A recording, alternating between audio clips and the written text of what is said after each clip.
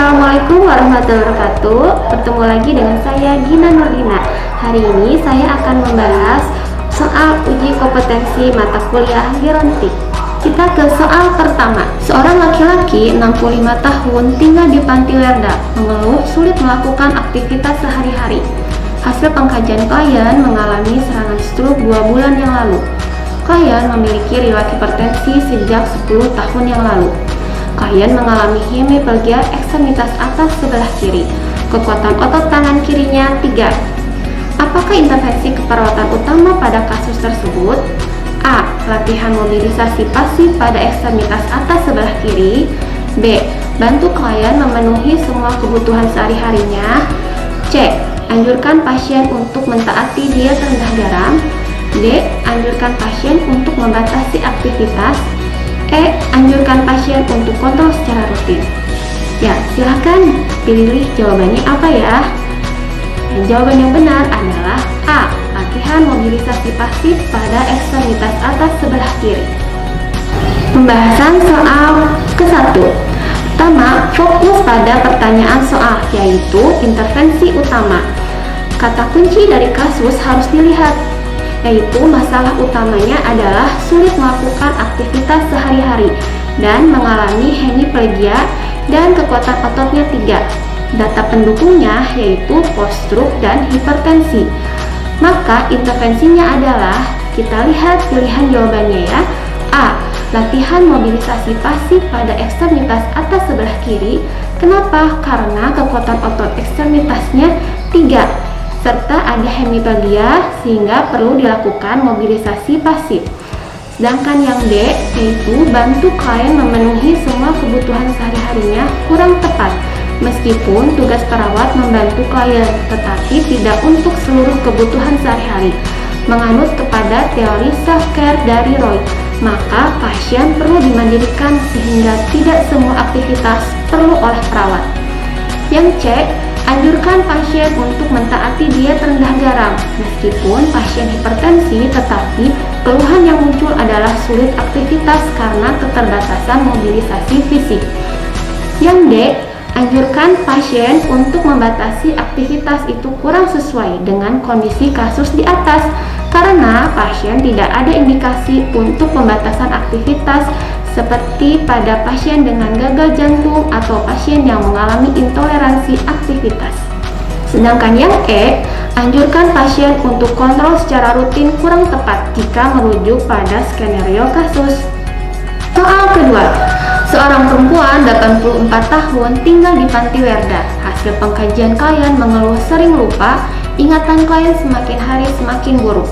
Klien tidak bisa mengenal petugas panti dan teman sekamarnya yang setiap hari berinteraksi. Klien tidak tahu hari, tanggal, dan jam. Klien lebih banyak diam dan komunikasi inkoheren. Apakah pengkajian lanjutan yang harus dilakukan oleh perawat? A. Pengkajian fungsi kognitif. B. Pengkajian status emosional. C. Pemeriksaan fungsi keseimbangan. D. Pengkajian kemampuan beraktivitas. E. Pemeriksaan lapang pandang dan indera pendengaran. Ya, jawabannya apa ya? Jawabannya adalah A. Pengkajian fungsi kognitif. Oke, mari kita bahas di pembahasan soal kedua. Pertama, fokus pada pertanyaan soal, yaitu pengkajian lanjutan. Kata kunci dari kasus yaitu klien mengalami keluhan sering lupa, tidak mengenal tugas panti dan teman sekamarnya, tidak tahu hari, tanggal, dan juga jam. Dapat disimpulkan dari data-data tersebut klien mengalami masalah dalam fungsi kognitifnya. Pada umumnya, lansia akan mengalami penurunan fungsi kognitif. Fungsi kognitif meliputi proses belajar, persepsi, pemahaman, pengertian, perhatian, dan lain-lain. Perubahan kognitif yang terjadi pada lansia antara lain, pertama, berkurangnya efisiensi transmisi saraf ke otak. Ini menyebabkan proses informasi melambat dan banyak informasi hilang selama transmisi. Yang kedua, berkurangnya kemampuan mengakumulasi informasi baru dan mengambil informasi dari memori. Ketiga, kemampuan mengingat kejadian masa lalu lebih baik dibandingkan kemampuan mengingat kejadian yang baru saja terjadi. dan perilaku lansia menjadi makin lambat. Sehingga jawaban yang tepat pada soal tersebut adalah A, yaitu pengkajian fungsi kognitif. Pengkajian fungsi kognitif dapat menggunakan MMSE, yaitu Mini Mental State Examination atau SPMSQ, Short Portable Mental Status Questionnaire. Soal ketiga, seorang perempuan berusia 67 tahun tinggal di Panti Werda sejak 5 tahun yang lalu. Klien mengalami katarak dan gangguan gaya berjalan. Sejak saat itu, klien menggunakan tongkat untuk membantunya berjalan. Klien menyatakan tidak berani berjalan jauh karena takut jatuh disebabkan lingkungan sekitar panti yang berundak dan lantai yang licin. Apakah diagnosis keperawatan yang tepat untuk kasus tersebut? A. Nyeri. B. Risiko jatuh. C. Risiko cedera. D. Gangguan mobilitas fisik. E. Coping individu tidak efektif. Jawabannya adalah B. Risiko jatuh. Pembahasan soal ketiga. Kita fokus pada pertanyaan soal, yaitu diagnosa keperawatan yang tepat.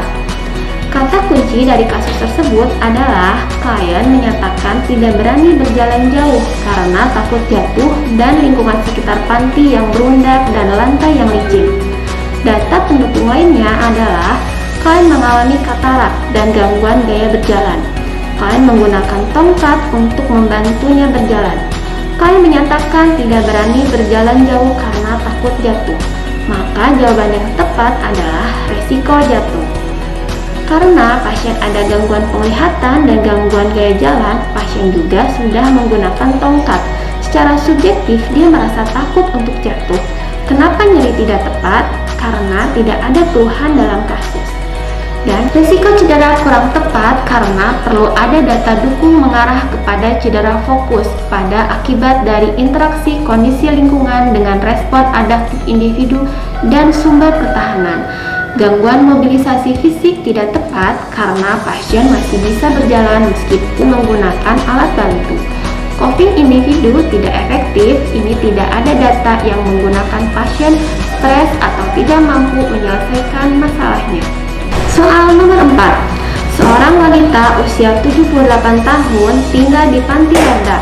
Hasil pengkajian, klien memiliki kemampuan perawatan diri terbatas.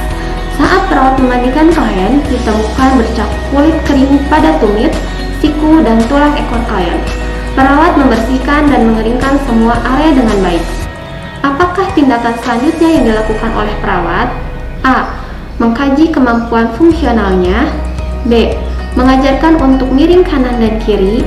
C. Mengoleskan minyak kayu putih dan memakaikan baju. D. Mengoleskan lotion pelembab ke area kulit keringnya. E. Menyarankan kepada lansia agar tidak menggaruk area tersebut. Pembahasan soal nomor 4. Fokuskan pada pertanyaan soal, yaitu apakah tindakan selanjutnya yang dilakukan oleh perawat?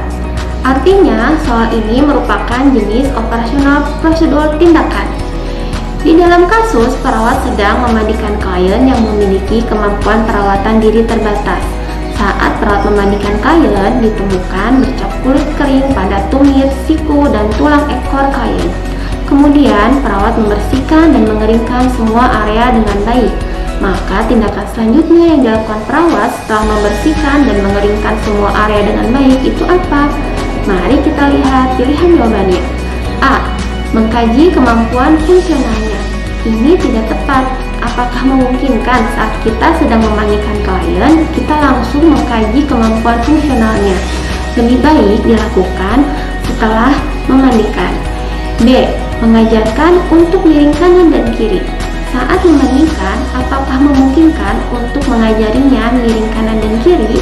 Sebenarnya, ini bisa dilakukan jika klien sudah selesai mandi. C. Mengoleskan minyak kayu putih dan memakaikan baju. Ini bisa dilakukan. D. Mengoleskan lotion pelembab ke area kulit keringnya. Ini juga bisa dilakukan. E.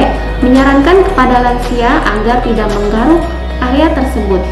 Ini bisa saja dilakukan, tetapi saat klien sudah selesai mandi. Maka pilihan jawabannya antara C dan D.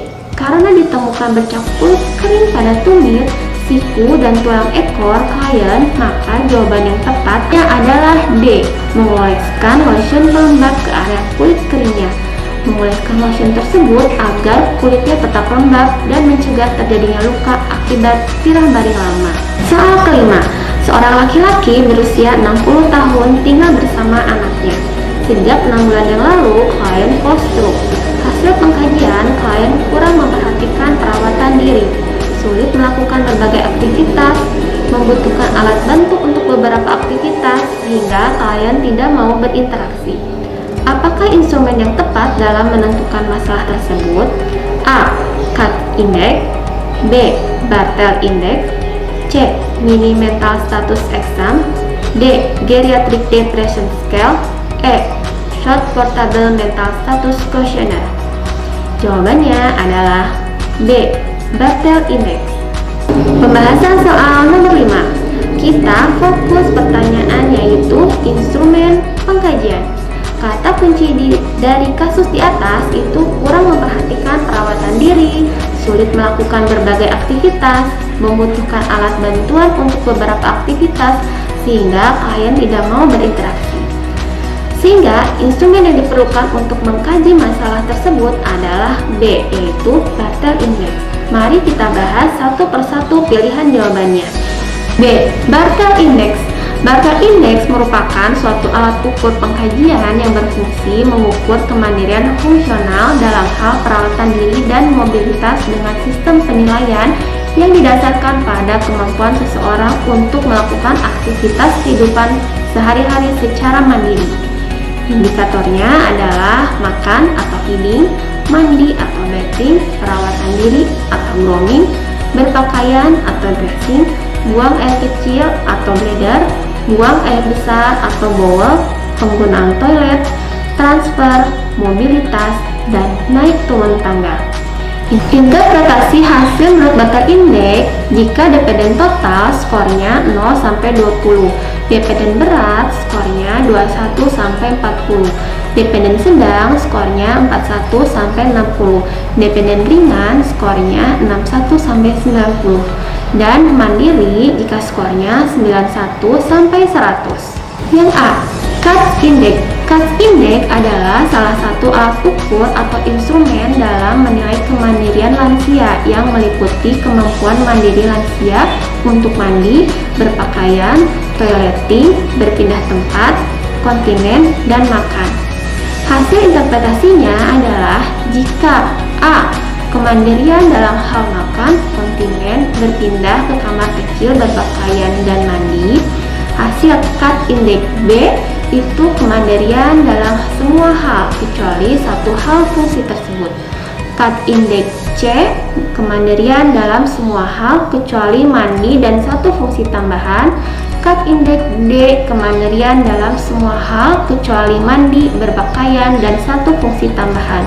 CAT Index E kemandirian dalam semua hal kecuali mandi, berpakaian, ke kamar kecil, dan satu fungsi tambahan. CAT Index F itu kemandirian dalam semua hal kecuali mandi, berpakaian, ke kamar kecil, berpindah, dan satu fungsi tambahan. Sedangkan CAT Index G ketergantungan pada 6 fungsi tersebut. Sedangkan yang C, mini mental status exam, yaitu untuk mengukur fungsi kognitif. Ini menguji aspek kognitif dari fungsi mental seperti orientasi, registrasi, perhatian, kalkulasi, dan mengingat kembali serta bahasa. Sedangkan D, Geriatric Depression Scale, ini untuk mengukur depresi pada lansia. Sedangkan E, Short Portable Mental Status Questionnaire, untuk mendeteksi adanya tingkat kerusakan intelektual. Terdiri dari 10 pertanyaan tentang orientasi, riwayat pribadi, memori dalam hubungannya dengan kemampuan perawatan diri, memori jauh, dan kemampuan matematis. Sekian pembahasan soal hukum gerantik dari saya. Semoga hasil ukurnya sukses ya. Semangat selalu teman-teman. Assalamualaikum warahmatullahi wabarakatuh. Bye.